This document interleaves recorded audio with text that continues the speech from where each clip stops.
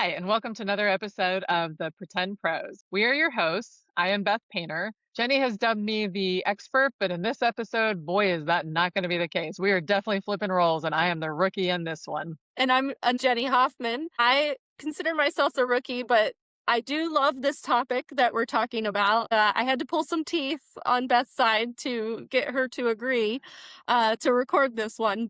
Today, we're talking about the Masters and everything golf. As I said in this episode, this is one sport I actually don't fall asleep to on the TV.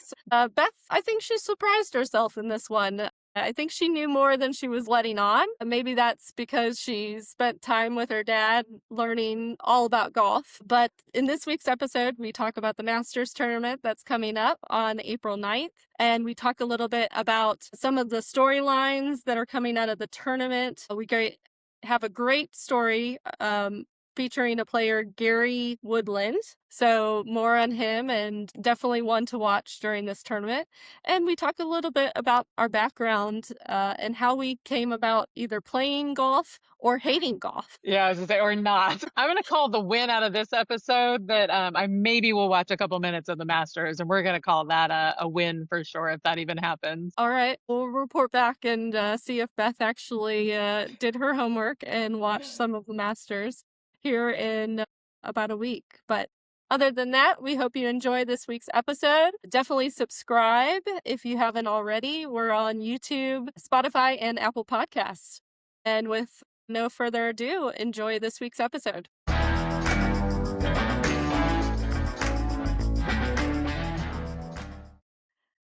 So with the Masters coming up in the next week, I figured we could spend some time talking about Beth's favorite subject, golf. Not. I feel like we've joked about, like, you think you're the rookie and I'm the expert, which I have vehemently denied that status.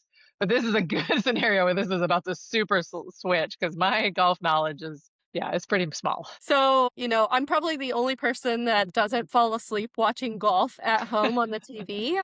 I feel like I can confidently say that. And, I don't exactly know why I love it so much, but I do find it very fascinating, even if I'm watching it on the TV or I'm watching it live. And I think it's because I grew up going to Firestone. So for those of you that are still in the northern Ohio region, it's now part of the senior tour, but it used to be part of the PGA tour. And we would grow up going I think it was in August, and that's kind of what sparked my interest initially. And funny story, my dad would get tickets from a vendor, and all these vendors have their different setups along the course, and this is true for all of the tournaments. And they invited us to go see Sergio Garcia, who is a professional golfer. I actually know who that is. So that's, okay. I'm winning. Yeah, we're good. So you know who that is, but my dad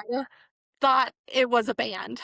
So he turned down the tickets to go meet him because he's like, I don't know who this band is. I'm not going. And when he told us girls, including my mom, that he turned this down, we were all like, he's a golfer, Dad. Why has he gotten? Yeah, he must have gotten big by then too, right? Because I mean, obviously, sometimes people know who these guys are when they're on their way up. But right. I'm trying to think what years those would have been, like based on our ages. And when I knew who Sergio Garcia was, it seems like he was at least he was like at least certainly an up and coming, golfer by then. So yeah, definitely. He was a name, like we knew who he was, but no, my dad thought it was a band. So we never got to meet Sergio Garcia. But how I learned golf was in my grandmother's backyard. That's funny. She had a decent sized amount of land. And in the summertime, we would just chip balls. And I chipped so many balls in my grandmother's yard. And she was really patient with us. We had a course called Sunny Hills. I think that was the name of it. And I joined a program in like 5th or 6th grade. And you could either pick bowling or golf. And so I think I was the only girl that ended up picking golf because my grandma had like started helping me learn the game. And, she would take me out there, but also as a part of this school program, they would take you out and you would go play 9 holes. And that's kind of how I learned to play. But So yeah, how did your grandmother golf? gosh, both of my sets of grandparents played golf. Wow. One set belonged to a club in Ohio, and every winter they were snowbirds. Actually, both sets of grandparents were snowbirds. They would go down to like Florida and Myrtle Beach area and just play golf for like 2 or 3 months with a group of Wow. people. That's surprising that you love golf. Yeah. Yeah, yeah, and now my parents play 3 or 4 times a week too. They've gotten back into it. So, yeah, so I think it's just kind of always been a sport in the family. Besides maybe my sister. My sister will go out and play for fun. And obviously, I've had one birdie in my life. Do you know what that is? Yeah. So par is even to what they say it should be. A birdie is one less than that, right? Yes. Yeah. Okay. What's a Yeah. bogey? That's bad. So that is two more than it's supposed to be. One more. One more. One more. Okay. One over Fair. par. Yeah, one over par. My Yes. dad's a diehard golfer, so I do have, I guess I should say like 100% rookie. I know like some of it just I think just absorption from listening to my dad talk about golf, but yeah. Yeah. So now I will say when I go out nowadays, I stop at 8. So I basically stop at a snowman. If I get too Oh, when many you're strokes, keeping score? Oh, that's funny. we call it a snowman. So That's that is funny. where we stop. And That's funny. I won't say that I haven't thrown the ball out of the sand trap before. Definitely guilty of that. But, I enjoy it all the same, even if I'm not having a great day. Do you guys play for money? So is Oh, the okay, so the snowman and the throwing it out of the sand trap, there's no dollars on the line. All right. no, we are Yeah. not that professional for sure. Yeah. Just the fact that we're out there and we're laughing and having a good time, I think that's, a lot of people probably don't laugh on the golf course. They probably take Yeah. it seriously, but I don't play enough. And I feel like golf is one of those sports where if you don't play regularly, you're just, you're always going to be upset because I feel like Yeah. you have to constantly be practicing like your swing and, in order to have consistency. Yeah, to me, I think what's crazy about it is you can do all that, you can play all the time, you can be like, say, a professional golfer, and it's the kind of sport, which is probably true in all sports, but it feels like golf is sort of at an extra level where you can also just you can regularly have a bad day. You know what I mean? So, whereas, I mean, I guess that probably happens to all athletes where like some just doesn't come together. But I guess because it's an individual sport, maybe it's just so much more obvious. Like if you're on the basketball team and you're not having a good night, like the coach will probably pull you, and then maybe the team can kind of overcome that. But an individual sport, it just stands out so much. So the idea that you could play for like 70 years and still be, I think that appeals to some people. To me, that seems so frustrating. Like at 70 years old, you could have been playing for 50 years and you're like, I don't know, still having bad days on a regular basis. You feel like at some point you'd be like, okay, I just want to check this off my to-do list. And like, that's not how golf works at all. Yeah. Yeah. But I think that's the beauty of it. It is all about you and Yeah. and only you. It doesn't Yeah. matter what anyone else is doing. It is all being driven by you. And your attitude, obviously, is being Yeah. driven by you as well. So if you get frustrated, I feel like you're going to take it out on the game and have a terrible game. But Yeah. I know some people say, hey, if I just have a couple more beers, it'll all like work out and become fluid. But Yeah. just something about being out there I enjoy. In regards to the Masters, do you remember who Okay. won in 2025? So that was Rory. I remember that being a big deal, but I can't remember if it's because it was his first Masters or he got a sweep or it was a big deal for some specific reason. Yeah, so it was his first Masters win, Okay. but the reason it was a big deal is because it was a career Grand Slam. Okay. There you go. I knew there was like I called it a sweep, but like Grand So Slam. There you what go. is a career Grand Slam? So there's 4 major events: the Masters, the British Open, the Okay. US Open, and there's a PGA Championship.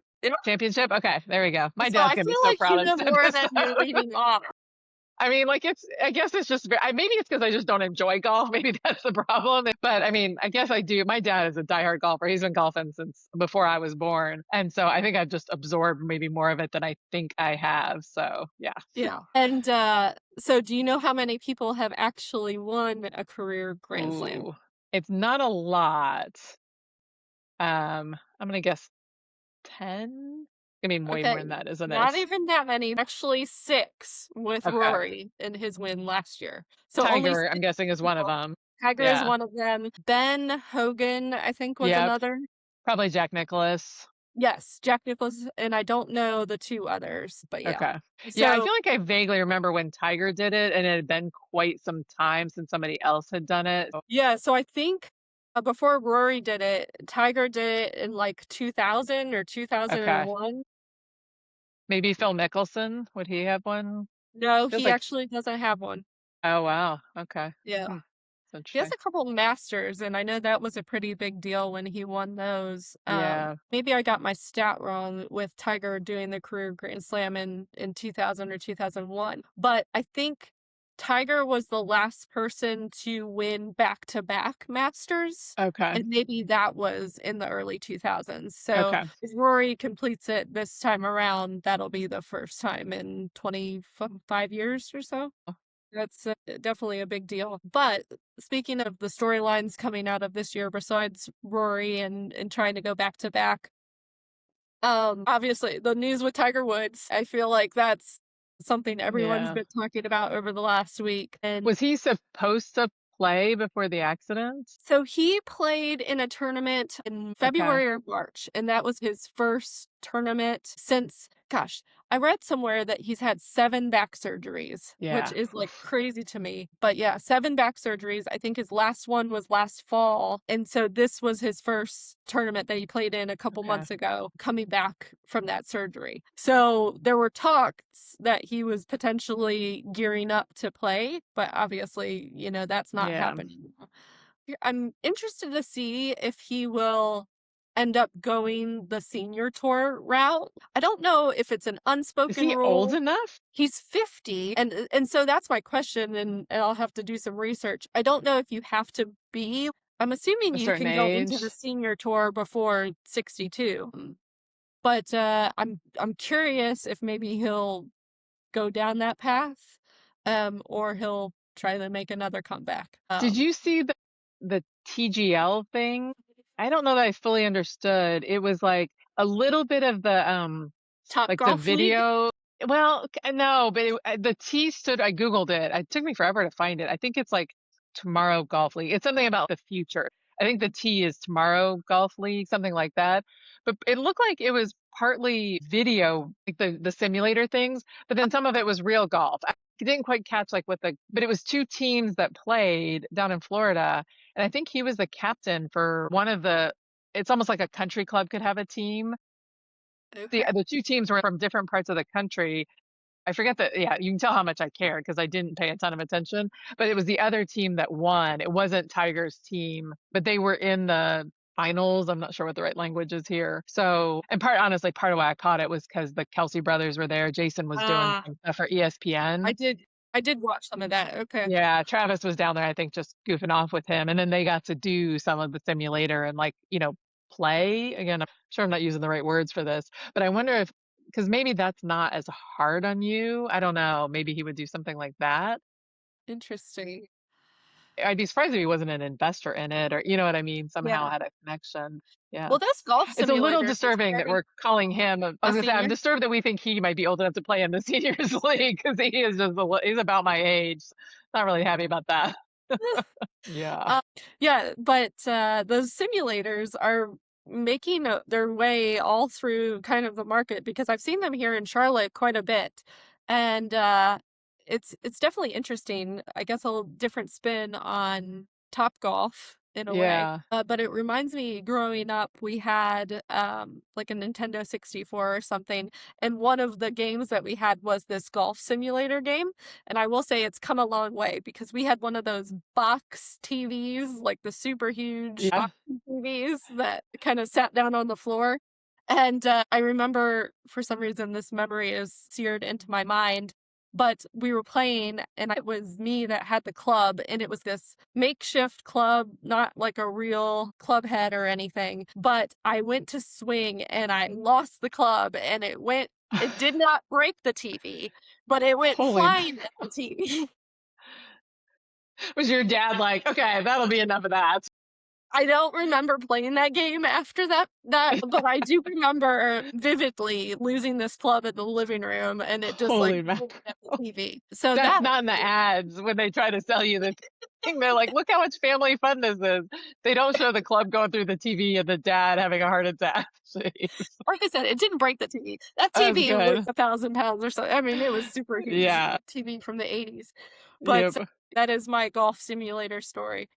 That's fun. Going back to the Masters, Okay. another great story I think coming out of it is about Gary Woodland. Yeah. So he was on the tour, I think, several years. And in September last year, he ended up having brain surgery because he kept having headaches and he was fearful that he was going to die and just all of this going on in his brain. And so he went to have a scan and they found a large tumor kind of sitting on one side of the brain. So he had this surgery and they couldn't fully remove the tumor because it was in a very sensitive spot.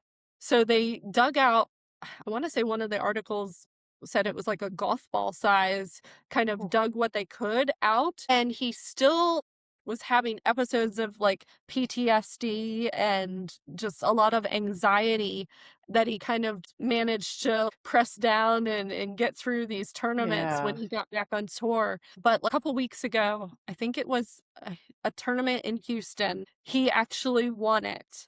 And I don't know if it was by a large margin or it was a close match, but that guaranteed his spot into the Masters, That's which cool. I think that is a super cool story. Yeah. And so that's a guy that Yeah. I hope to watch more of in this tournament. And I'll probably end up cheering for because that's, just a feel good story to like go from having brain surgery Yeah. 6 or 7 months It's crazy. ago to competing at a level on like at the Masters, which is the cream of the crop Yeah. tournament. Well, like we talked about, it's an individual sport, so there's just nowhere to hide. You know what I mean? Like again, if you're on a team and maybe you're struggling, you can sub in and out, or whatever the situation is. You've got teammates, and I know they play with other golfers, but those golfers, while they might be cordial, they are your competitors. So, Right. um, I think to your point about the PTSD and the anxiety and all of that, like just to be out there by yourself with all your thoughts of like everything you've been through. Yeah, it's crazy. I Like, mean, when there's a sport that I don't know much about and that I don't particularly normally watch, like I need a hook like that to like kind of pull me in. And then maybe I'll find something else along the way to enjoy. But so now that we have him, I may watch a little bit of the Masters just to catch his story a bit. So we'll see. you'll make your dad very proud. I know. He's gonna be thrilled if I start watching. My mom will be so mad because as it is, we talk too much sports and she can't stand it. So if we add another sport to this, she is gonna leave the house. So yeah, she will not be thrilled. He Yeah. tried to get her to golf when they retired because my dad's golfed probably since before I was born, and so he tried to get her to golf. I think she gave it a legitimate shot, but just did not enjoy it. And so I think she was granted her release from the promise to try to play golf with him. So fortunately, Yeah. he had lots of golf buddies, so he was good. Yeah. Yeah. My biggest thing is trying to find the right club, and I think it's a consistency thing because I don't play enough. I don't know the distance that I can hit off some of my clubs. Yeah. So I have a lot of trouble like gauging what club to use and when. So if there are any caddies out there that can hook me up, let me know. But yeah, usually I use Doug as my caddy. So he can help point me in the direction of use this club, use that club. I can't chip worth a darn. I can drive and I can drive straight, but I cannot chip a ball or even like putt putt. My version of putt putting are the pirate courses down at the beach. Yep. I Yeah, enjoy there's those. no windmill on the regular course, which is much to its dismay, in my opinion. It'd be made Yes, better if there was a windmill out there. yes, yes. Well, speaking of my grandma too, we had a putt putt course like right around the corner from her. And so we would go over there in the summers and play this putt-putt course. But on one of the holes, and I don't remember the name of this course, but on one of the holes, you actually took a putter and you tried to drive the ball about, I don't know, like 40 yards to this. In a putt-putt course? Yes, yes. Okay. So you would take it and try, and it was like one of my favorite holes. I just I love to try and bet. whack this ball. Another um hole on this course, you tried to hit it into an outhouse. I mean, And a working outhouse or just like a random, like it was a pretend outhouse, I hope? it was a pretend outhouse Okay. that had a hole in the toilet seat that you had to try Oh, and that's hit. what you were trying to get it into? Oh my god, who on earth was in charge of, like of coming up with these they're like, "Well, we've already got the windmill, so I guess we'll put the No, outhouse next." but it was a farm course. Yeah. But I think I told you I took golf in college, and so that, mostly because I needed a 1 credit for yeah, to graduate, and so we did learn in theory how to play golf, although it definitely did not stick. Like, the first time I played Top Golf, they're giving you all the rules, and they were like, "And when the guy comes, in the little cart thing to gather the balls," they were like, "No, don't aim for him," and I was like, "That guy thinks I'm aiming at like, in general?" I was like, "Yeah, if that's like if that's the ball gatherer's defense, you're in a lot of trouble because 'cause I'm not even aiming to begin with, let alone trying to not hit that guy." So, yeah, it did not stick. Yeah, we had to do like an actual because we had to learn, like, the rules and the etiquette and all that, so there was some sort of book test, but it was take home, and so, like I said, my dad's played golf forever, so I called him, and he was like, "Isn't this cheating?" I'm like, "Dad, it's a 1 credit class, like, in golf that I just need to graduate." I was like, "It's a take-home test. I don't think they care how you learn the answers." So he did help me. I'm not calling it cheating, but I'm saying he helped me successfully complete the take-home test. So, He was yeah, your chat GPT before he that was a thing. was long before that was a thing. Yeah, yeah. Um, did you have the opportunity to take a different sport and you just chose golf, Well, or how did you end up in that class? yeah, there probably were other choices if I had to guess, but, I think because my dad had played and he was in, like, corporate America, and certainly if you think back to, like, the '90s, like, lots of corporate America events, you were going golfing, and that was, like, a networking opportunity. So I think I had just heard him say that over the years, and I was like, "Oh, if I'm gonna go work in that kind of a space, learning how to golf would be helpful." I think at the end of the 1 credit, I was like, "Okay," or not, right? Because like, I have awful hand-eye coordination. I think that's why I play basketball and volleyball because I don't think you need, like, the same level of hand-eye coordination that you do for, like, tennis, golf, things like that, softball. I was awful at all of those sports, and so it did not go far. I think every time I've ever gone to some sort of golf event, I've been like, "Oh, I'll drive the beer cart," because, like, I don't even enjoy it, like, honestly. I don't even enjoy Topgolf that much. I don't. Really?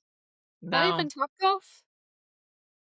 Okay. I mean, I'm not bothered to be out in the sun and Yeah. kinda like fishing. I would go fish, but I don't wanna actually fish. I'll just sit on the boat, right? Like, I'm not a fisherman. My you know grandfather tried and tried and tried, and, well, the first thing, hooking the worm, no, Yeah, I'm out. no. I mean, as a kid, I think we did that, but I don't know, as I got older, I was like, "This is gross," and I don't eat the fish either, so, like, there's no upside for me. But I think Yeah. being out on a boat, I'm not bothered by that. I just don't wanna do the fishing part of fishing. Well, same like Topgolf. I'll go, but I don't wanna do the golf part of Topgolf. I'll just sit and chit-chat and, have a drink. I'm okay with that. Yeah. Yeah, I think my favorite part of golf is driving the ball because that's what I'm better at compared to the chipping and Yeah. the putting. I am horrible at those 2 things. A couple weeks ago, we were out at a driving range and I was using Doug's driver, and I don't know if I told you this story or not, but I was driving the ball, and at driving range, they have those rubbery type of tees that Yeah. you So, like, you put like, the ball on? yeah, Yeah. and so you can't really, like, adjust it, so Yeah. I'm not a fan of those tees, but I couldn't put a regular tee in there, so I tee the ball up, and I go and I swing the club, and it, like, on that tee, next thing I know, the head of the club just goes sailing, and I still had the shaft. Connected? Yeah, totally took the head right off, and I'm probably ashamed to say this, but the head of the club actually went further than the ball. That's probably Like, not a the good ball, sign, like, I'm guessing. yeah, the ball, like, dribbled, and the head of the club just went, and, I felt really bad, but I still did not feel bad enough to have bought a club yet for Dubs. I've heard a lot of people say in the last couple weeks that they're not even using their drivers off the tee. Several of them have these hybrid clubs now, Okay. like 3-wood. And my dad was out playing the other day and said he hasn't even been using his driver. Yeah, that seems to be becoming more common. So you'll have to I feel ask like your process. I need the huge head Yeah, compared to like the little ball. So my yeah, issue wasn't like I doubt I would have hit the tee the way you talked about. My issue is I go over top of it, which is yeah. equally embarrassing because you're like, and then you look down, oh, the ball's still here. Okay. So Well, for a I little know while, that my dad used to try and like, he would stand yep, in front of me and hold my head, which I feel is yep, for somebody who's learning to play golf, that's a pretty brave thing to do because I'm definitely pulling my head up. But I was yep. like, he can't follow me around on an entire course and hold my head every time. That's probably not a thing. So, So I had a trick in softball to keep my head down and on the ball, and I almost wonder if it would work with golf. It might look a little ridiculous, but I would kind of bite my shirt oh, um, to keep my interesting. head in line and Yeah. not go up and over. Huh. Next time you're I on the never course. tried that. Yeah. We'll see. We'll see when that occurs. Yeah. Much to my dad's dismay, I'm one of three. None of us played golf. One of my sisters-in-law, like when they used to go visit, she would go play golf with my dad, which I thought was funny. But out of, he's got three kids and two in-laws, and only one of them played golf. So Yeah. yeah. Yeah. So the Masters, going back to the subject, did not even let women on the course Right. or like weren't For sure. allowed to be members. I think they allow them to be members now, but I Yeah. think it was just within the last Yes. couple decades. It hasn't been I around think that long. Condoleezza Rice was one of the first Yep, I women think who you're right. was allowed to be a member of the club.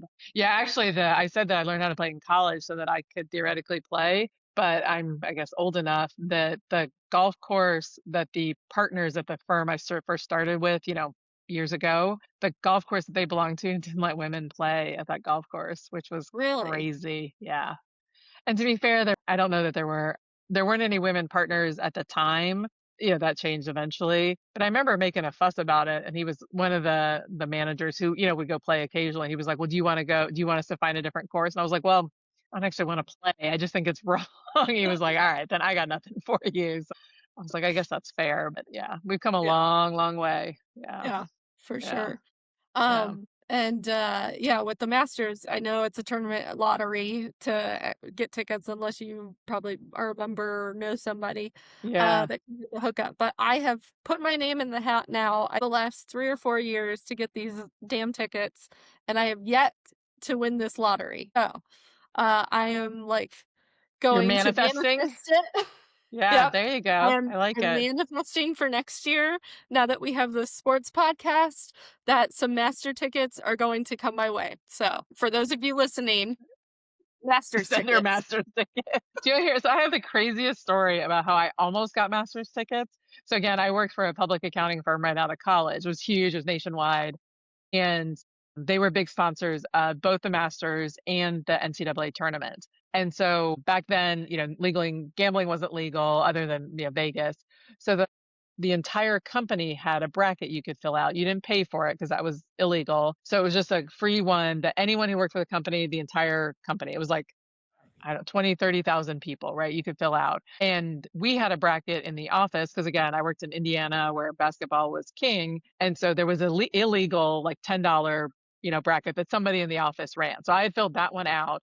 And then I just happened to be at a client where people were doing the free one online. And this was kind of the beginning of like the online bracket things, that are so common now. So I just filled it out. I didn't even write down who I picked, right? Because I was like, that's like 30,000 people. It was just because somebody had the website up on their computer. So we get to the final four, and I get an email, like an automated email listing. I was number one in the entire country. I had the final four correct. And Wow.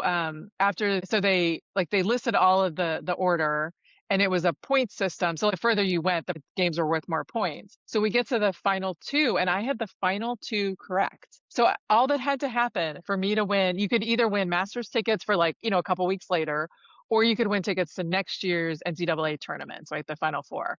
So all that had to, and this is very funny because of what just happened. It brought back like PTSD from it. It was Duke and UConn.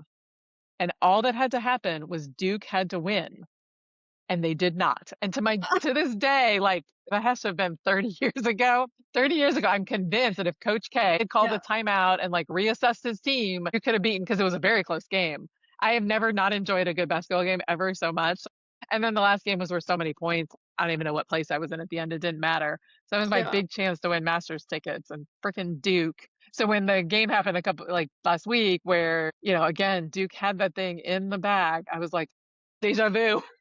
Did you Totally different actually players, different remember that coaches. story when you were Yeah, I watching that told it game? while we were actually, it's funny. I think I had told it earlier in the day. I don't even remember what the context was. And then when that happened, I was like, oh my God, this is the same two teams that I was telling you about earlier that like could have won me a tickets to either March Madness or, and at the time I thought, oh, my dad's a big golf fan. Like we'll go to the Masters. That'll be fun. Only to find out when I told him that story, he's like, oh, I've actually been to the Masters. The company he worked for General Electric back then, and they had vendors that had tickets. And this was kind of before like the Masters was a big deal, but probably not at the level Yeah. it is now with like the crazy TV. So he had been once or twice already. So I was like, all right, well, I guess it didn't even matter. But yeah, freaking Duke. Okay. You would not have picked the Masters tickets, let's be real. You would have picked the Final Four tickets I mean, for that's definitely what that, and because it took me years to get to a Final Four, but I think if he'd wanted to go to the Masters, I would have picked them. And it was the immediate gratification, right? Because it was 2 weeks later, whereas otherwise you had to wait a whole year. I don't remember where it was that next year. I'm not sure where we would have gone. Oh, I think that was part of it. It was going to be in Indiana. So you Okay. weren't even gonna, I wasn't even gonna go anywhere for it because they've been talking about how Arizona, the last time Arizona won it was in Indiana in the late 90s. And that I lived there that year. I remember that happening. That, they were in town because UNC was in that same bracket. And I went to go watch Dean Smith coach a practice because they were just at the arena in downtown Indy. And a couple of us walked over at lunch. The practices were free. So having grown up a big Tar Heel fan, like Dean Smith was a big deal, to me. So I got to watch him coach a practice. And then Arizona went on to win. So I think my thought was like, oh, well, we won't even go anywhere fun if I take the tournament tickets because they're in my hometown next year. But, we could have gone to the Masters. So There yeah. you go. My closest to the Masters I've been, I got to meet Jim Nance. Oh, that's cool. Not a player, but I love his Yeah. voice. His Yeah. commentating. No, I met him, random story. I met him at a Harris Teeter and he was pitching his new wine. I Oh, don't that's even know if they still hilarious. make it. And he signed the bottle for me and I got my picture with him. So that was the closest I've been to the Masters. Yeah. I don't know. That's probably like closer than mine because mine didn't even have anything to do with golf or people that do anything with golf. So that's Yeah. funny. So, what have you learned about this golf episode? Who are you gonna watch? Oh, now I forgot his name. Shoot. Oh no, What's his name again? I know I'll recognize it when I hear it on the broadcast. What's his Gary name? Woodland. Gary Woodland. Okay. Gary Woodland. I've learned that. We're gonna cheer. I like Scotty Scheffler as well. I do like Yeah. him. It's only him and one other. I can't remember who now, but they're the only two in this tournament this coming week that have won multiple Masters. Okay. No one else has. But yeah, Mickelson pulled out because of a family reason. So it definitely feels like a changing of a guard as far Yeah. as like some of the golfers that I grew up watching who are kind of backing out. And now you see some of these younger players. I mean, Rory has been around for Yeah. a while now, but I feel like you definitely see some new names coming onto the scene. So definitely a changing of the guard. Yeah, there's probably a little bit of a time period. I don't even know what era it was that I probably knew more names just because, again, because my dad watched, I would occasionally pay a little bit of attention. And then a company I worked for in Florida, they hosted or sponsored a seniors tournament. So I volunteered a couple times, like keeping score. Fortunately, you don't have to know anything. They just tell you what to put up on the big board. So I didn't actually even have to know anything about golf, but I did that. And then I got to do an event, a PGA event at the Doral golf course. It's now the Trump course, but back then it was just the Doral. And that was a PGA, and I got to do scoring there too because I met people at the seniors one. But that was kind of like a work volunteer thing, but then they were always looking for more volunteers. So I knew some of those names back then, probably literally just from putting their names up on the scoreboards. But then I definitely have not watched golf in quite some time. So I will watch this weekend and we'll cheer for Gary and hoping that he has another phenomenal moment that we can all cry about. I mean, he cried, so it was quite a moment to watch. Yeah. Yeah. Yeah, for sure. Yeah. Definitely a good comeback story. All right. Well, we hope you enjoy the Masters coverage. It kicks off April 9th and goes until the 13th, I think, whatever that Sunday is. And we hope you don't fall asleep to the coverage. And if you're out at the Masters, hook me up.